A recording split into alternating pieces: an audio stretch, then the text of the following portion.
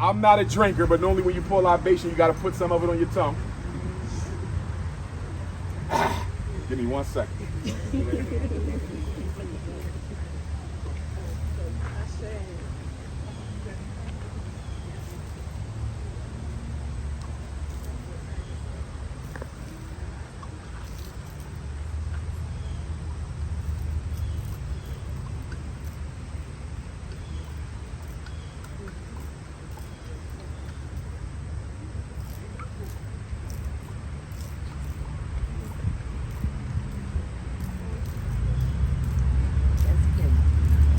Ashe.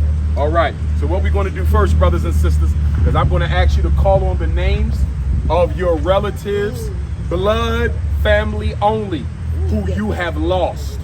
Okay? Died. Dead before you were born. Ancestors. Who do you call? Give me some names. Yell them out. Timothy Pfeiffer. Ashe. Ashe. Ashe. Ashe. Ashe. Ashe. Gloria Wilson. Ashe. Ashe. Ashe. Frederick. Ashe. Timothy Pfeiffer. Ashe. Ashe. Ashe. William Carr. Ashe. Malcolm X. Ashe. Bell Star. You related to Malcolm X? It wasn't time for the heroes yet. Ashe. Marsha Gibson. Ashe. Gene Myers. Ashe. So now let me call on the ancestors of Frederick Douglass. Father Belly, my Selah, my Jenny, my Betsy, Grandpa Isaac, Grandma Young Bessie, Grandpa Stephen, Grandma Caroline, Grandpa George, Grandma Annie, Grandma Caroline, Grandma Vivian, Grandpa Cicero, Grandma Maida, Grandpa James, Uncle Clifford, Cousin Shanika, Grandma Gertrude, Grandpa Charlie, Grandma Curly, Robert Shoemaker Sr., Emma Hollinger, Robert Shoemaker Jr., Vivian Pratt, Isaac Johnson, Eileen Johnson, Ian Johnson Jr., Uncle Betty Jean, Grandma Betty Jean, Uncle Grandma Betty Jean Shoes, Uncle Eric, Cousin Nancy, Papa Charles,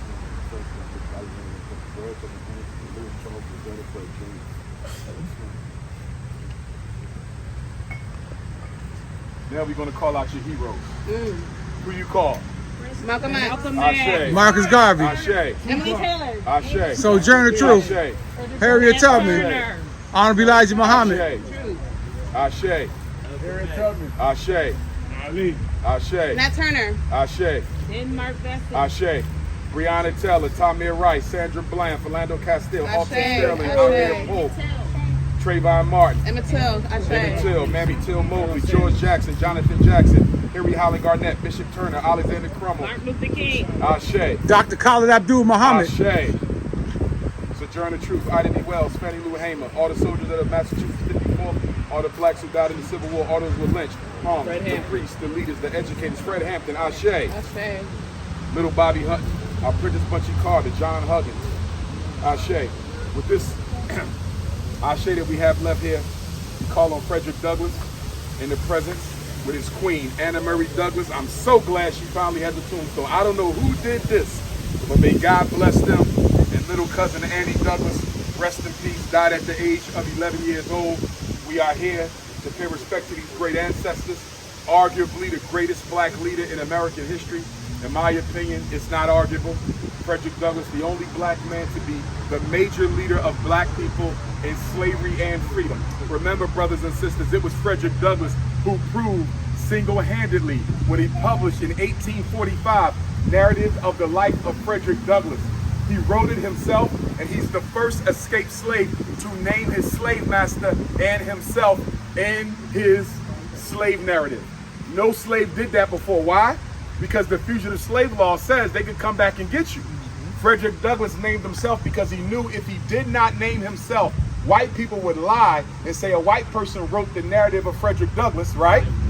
And then would say that this was made up. So Frederick Douglass said, if I don't say this is me, nobody going to believe I wrote this book. And so with the narrative of the life of Frederick Douglass, he single-handedly proved that black people were not intellectually inferior to Europeans. Something else we got to give Frederick Douglass credit for. The women's movement. Even though Frederick Douglass was a supporter of women's suffrage, Frederick Douglass had a falling out with Susan B. Anthony and Lucretia Mott and the other white feminists. Why? They told Frederick Douglass that he should not fight for black men to get the vote until women had the vote. And Frederick Douglass said, no way, no how. Frederick Douglass said, even though you don't have the vote, you have the vote through your husband. You still make the laws through your husband. Black people have no say at all. So I'm not going to tie the black man's vote to the white woman's vote, and that's when they had the falling out. You see? And then also remember, Frederick Douglass escapes in 1838. He meets William Lloyd Garrison of the American Abolition Movement in Nantucket in 1841. He speaks. They're impressed. They hire Frederick Douglass to go around the country speaking on abolition. Frederick Douglass gets to a point where he doesn't just want to keep talking about life as a slave. He wants to articulate the political struggle for freedom. William Lloyd Garrison tells Frederick Douglass, we don't want you to articulate freedom. We just want you to talk about plantation. And Frederick Douglass said, I didn't turn in one slave master for another. He split with the American anti-slavery movement. What happened when he split? William Lloyd Garrison started publishing stories claiming that Frederick Douglass was cheating on his wife, Anna Murray. It got really nasty, and they split. The point that I'm making, even the abolitionists were racist. Yes. One thing I need y'all to understand, the abolitionists didn't want us enslaved, but they did not want us free either. Did y'all hear that? When the 13th Amendment came and freedom came, Frederick Douglass went to William Lloyd Garrison. He said, William, you cannot disband the American anti-slavery movement because even though black people free, we don't have a vote, we don't have an education, we don't have a job. And guess what William Lloyd Garrison told Frederick Douglass? And I'm paraphrasing. He said, I started the American anti-slavery movement to free black people, not to make you equal. Ooh. I need y'all to understand that.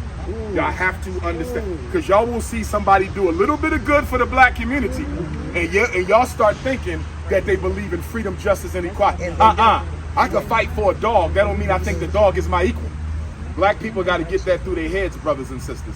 And if you haven't been to the Frederick Douglass House Museum in Washington, D.C., please go. It's one of my favorite museums. You get to tour the whole museum, and then they even have a nice little video on Frederick Douglass in there.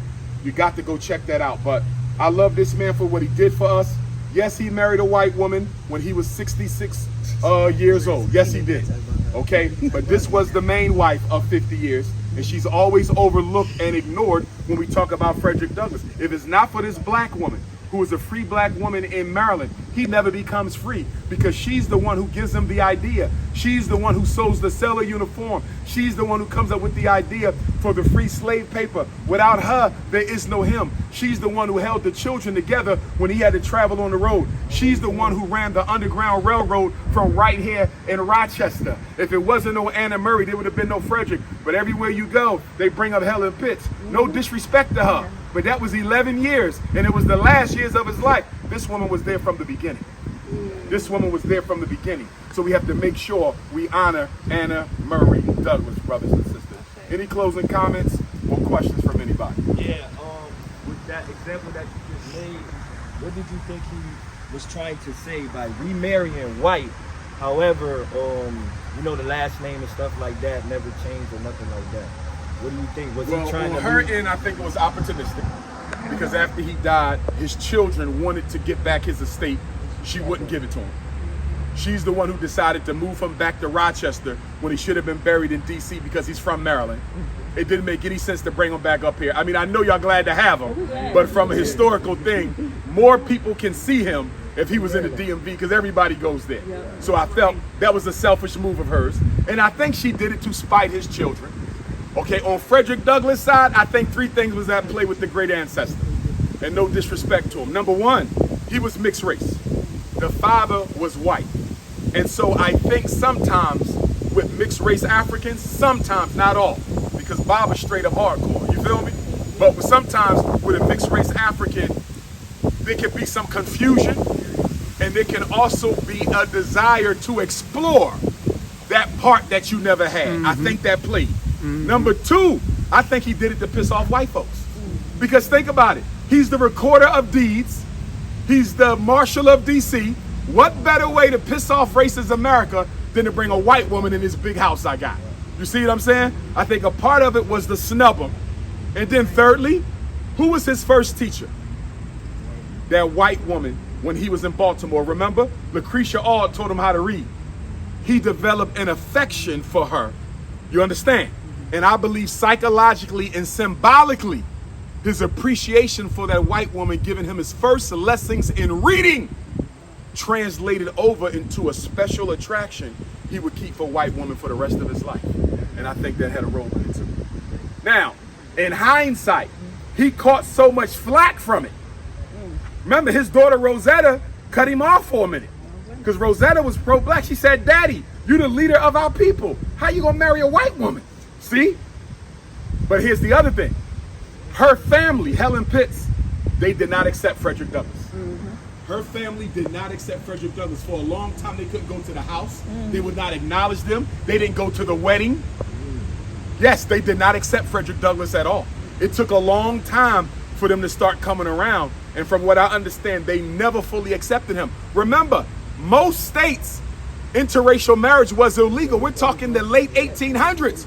So guess what? They couldn't go very many places. And they damn sure wasn't staying in a hotel together. So when they did go places, she had to sleep over here and he had to sleep over here because even though he was a government official, he couldn't contradict state law. So my question would be to him now, was it worth it? And I think his answer would be, hell no. And then I heard some, because I say, if he would have never done that, he's undisputedly the greatest we ever had. It's no question. Only one who you can say greater is Nat Turner. That's it. Because remember, he was a child when Nat Turner wore it. You follow me? Harriet was a baby. Only person who was an adult at the time of Nat Turner was Sojourner Truth, right? And she always gets overlooked. We got to stop overlooking Sojourner Truth. She was fighting against slavery when Harriet and Fred was babies. And remember, Sojourner Truth is one of the only prominent black abolitionists whose primary language was not English. Remember, Sojourner Truth was enslaved in New York. Who originally colonized New York? The Dutch. You follow me? The Netherlands. So Sojourner Truth's primary language was Dutch. Yeah. And that's why some people say the "Ain't I a Woman" speech, they say it's fabricated. Because they said she spoke Dutch, so she didn't speak English. How could she have Ebonics or Black English where she was a Dutch speaker? Yeah. Yeah, Sojourner Truth was a Dutch speaker. She wasn't English. But getting back to the point, I think Frederick Douglass regretted. In hindsight, I think he regretted having done it. Yeah, but he was hard. He was hard. Douglass was a bad man. Ida B. Wells says she met Frederick Douglass later in life. She thought he sold out. She said it wasn't until she met with him and listened to him and went to some of his speeches that she realized he was still just as dedicated to black people today as he was before, and her respect for him was renewed. Mind you, Frederick Douglass is the only person who keeps Ida B. Wells from being the #1 leader for black people towards the end of the 1800s. Ida B. Wells almost went down in history as the first black woman to be the primary leader of African Americans during her life. The only person who outdistanced her in leadership at that time was him.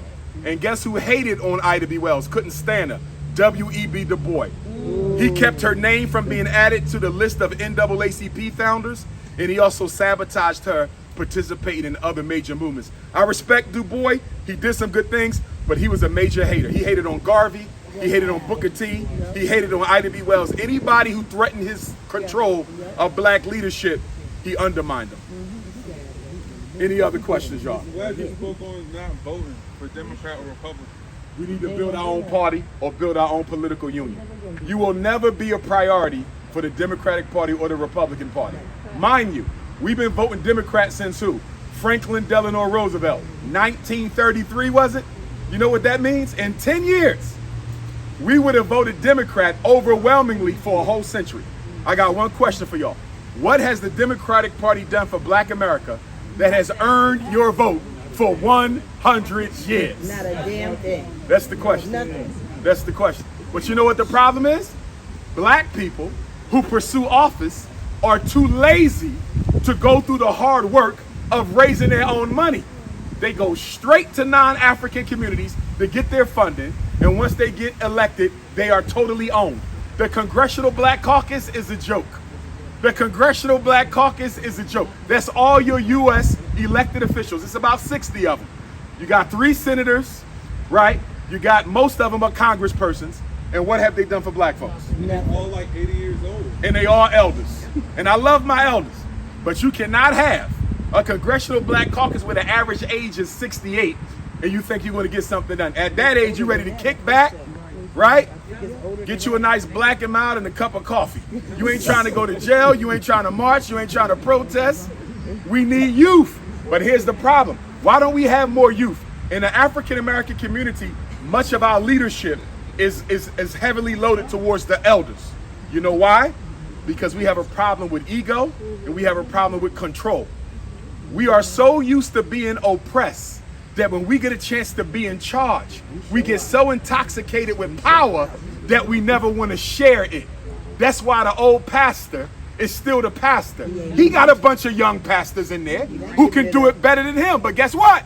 This is my church and my daddy's church and my grandpa built this church. And even though you only got 10 people in there, you don't want to pass the baton because your ego can accept somebody might be better than you. That's our problem as black men, and we need to deal with it. Because as long as our organizations are ran by people who are in retirement, we're never going to get free. The African proverb says what? Young men for war, old men for counsel. We still need the wisdom. We don't throw the elders out, but the young men are the ones who are willing to go to jail. The young men are the ones who are ready to fight. We got to be the leaders. We got the charisma to pull the people in. This social media generation ain't rallying behind those 70 and 80-year-old. Al Sharpton got to march to D.C. Next week, right, to commemorate the Dr. King March. Al Sharpton. How many social networkers you think gonna be down there with Al Sharpton? Your niece and your nephew and your cousin ain't think about going to no damn Al Sharpton march because he ain't got it no more. But the ego won't let him sit down and choose somebody to succeed you. We don't do that. We don't do that. We wait till we get assassinated or we die before somebody gets a chance to lead, and that's not good. We need a more authentic, African-centered, culturally appropriate transition of power and transition of authority. And that's why I love the Honorable Marcus Garvey so much, because he did have a course of African philosophy where he trained the next generation of leaders. I'm gonna give y'all my number because we got to get ready to head over to East High School for the meet and greet, and you guys are welcome to come. So take my phone. What time at East you start? 11 o'clock right now. So I'm gonna give y'all my number so y'all can stay in touch with me. Take your phones out. Y'all ready? 215-989-9858. I'm gonna repeat it twice. 215-989-9858. Once more, 215-989-9858. Quick word for my parents. I'm a school psychologist by trade. Stop getting our children tested for special ed. Stop with the learning disabilities. They don't have learning disabilities. They have lazy disabilities. Make them lazy ass kids work in practice. Stop with the special ed. Stop with the ADHD. He's not hyper. He's a regular black boy in the school, ain't got nothing for him. Stop with the Ritalin, the Adderall, the Concerta, the Medidate. If you put your child on them drugs and you start to notice the side effects, if you try to take your child off them drugs, they can come and take your children. It's called medical neglect. They will confiscate your babies if you stop giving them the medication. Number 3, autism is real, but that baby right there is too young to be getting tested for autism. We got 3-year-old kids being diagnosed with autism. I'm an autism evaluator. You can't prove autism at 3. They're too young. Stop getting them tested. The school wants you to test them. Why? They want the money. The money. It's all about money. No 3-year-old should be getting tested unless it's speech, deafness, blindness, brain injury, orthopedic impairment. That's it. Learning disabilities, autisms, ADHDs, you should not be consenting to those evaluations before the age of 7, and never for ADHD, because all they're going to do is give you a child in the What that stand for again? Attention deficit. No, what you call it? Ain't no daddy at home disorder. That's right, that's what it is. So thank you, brothers and sisters.